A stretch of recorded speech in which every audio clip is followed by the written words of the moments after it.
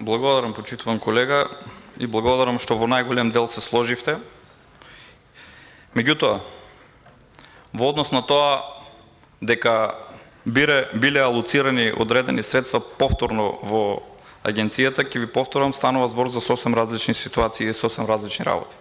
Вториот дел кој што го наведовте, дека се интервенирало во однос на тутунот со посебни законски решенија, во однос на лозарите и сите други сегменти кои што ги наведовте, токму ова е предлогот кој што ние го предлагаме. Да нема потреба од сукцесивно решавање на вакви проблеми кои што се создаваат во текот на една година, секогаш ни се повторуваат.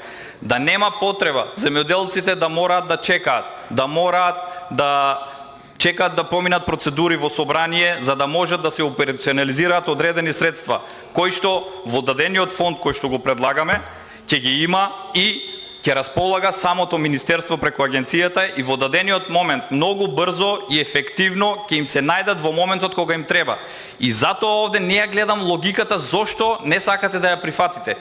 Повторно ќе повторам, можеби овие средства ниту нема да се искористат некоја година, дај Боже. Да не се искористат, да имат цени земјоделските производи кои што ќе нема потреба од интервенирање или било која друга појава да се појави во однос на осцилации на цени или елементарни непогоди и слично. Затоа ви напоменуваме, станува збор за фонд кој што ќе ги, да кажеме, поедностави сите работи и финансиската поддршка навремено ќе биде доставена до самите земјоделци, односно крајните корисници. Нема да имаме потреба од заобиколување на овие средства преку процедурите кои што минуваат, па преговори, договори и сето ова кое што следи за секоја една мерка која што дополнително се доставува. А во однос на покачување на субвенциите не можеме да зборуваме, бидејќи ако самиот кажавте дека во одредени сегменти имаме некои минимални зголемувања, репроматеријалите и цените на сите други, нафтата, репроматеријалите кои што ги користат земјоделците се повеќекратно поскапи, затоа овие покачувања кои што ги кажавте се минорни и едноставно не ги задоволуваат нити основните трошоци кои што ги прават самите земјоделци. Еден од овие така наречена зелена нафта која што бомбастично проектот го најавувавте, станува збор за средства кои што најголемиот дел од земјоделците користат од минорни 700 денари до 2-3 денари зелена нафта. Почитуван колега, ниту ова е доволно не за покривање на нивните трошоци за нафта, ова го покриват, го трошат во 1-2 дена од своето секојдневно работење. Затоа овие средства се минорни и немојте да се фалите со проекти кои што не се успешни.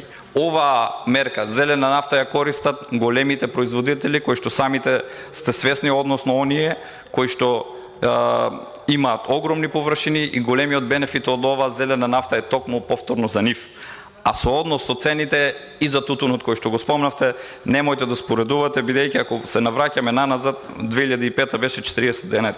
Затоа уште еднаш ве замолувам да го прифатиме овој амандман, бидејќи се согласивте и се согласивме дека станува збор за средства кои што се неопходни во земјоделството, да можеме да воспоставиме еден хармонизирана состојба во текот на секоја година. Да не ни се повторуваат случаите каде што треба сукцесивно за секоја една култура да се менуваат одредени правилници, законски решенија, да минуваат време и земјоделците некогаш ќе ги добијат, некогаш нема ни да ги добијат од бирократските процедури кои што ги имаме во нашите апарати, односно во само од постапката до реализација до нив. Затоа уште еднаш ве повикувам да го усвоиме овој амандман и да им излеземе во пресред на оние на кои што најмногу има потреба. Благодарам.